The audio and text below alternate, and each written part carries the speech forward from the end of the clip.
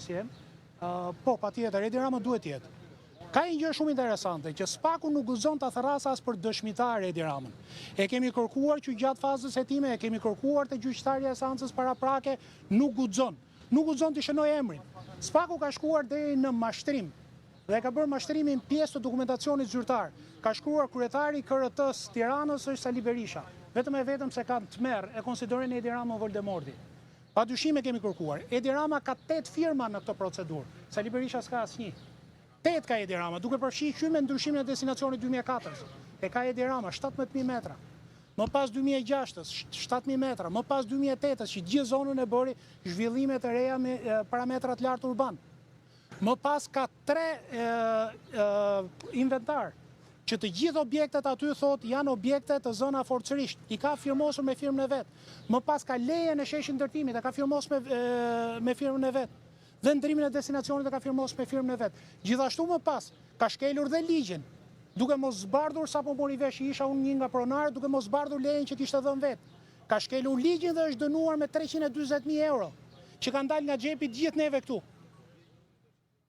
Dhe një gjë tjetër, e keni gabim, nuk është çështje privatizimit Partizanit. Partizani është vjedhur nga vllai Edi Ramës.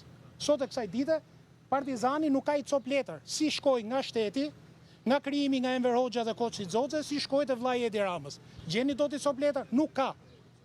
Këtu, nga që kontrolluan... Po, për klubin.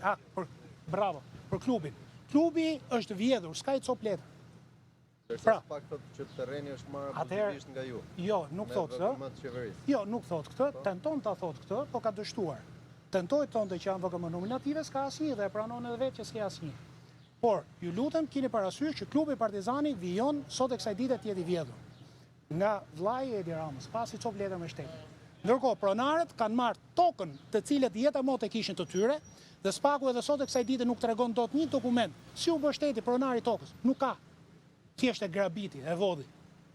Si që del një grabitës me mask dhe të vjedh në rrugë. Reforma agrare 25? Jo, nuk është reforma agrare, se ishe një qytet, jo. E ka bërë me kushtetutën e kundra ligjshme të 76-ës, mos ka bëj, që anulloi. Kështu që Edi Ramën ne kemi kërkuar të jetë pjesë dhe do e kërkojmë.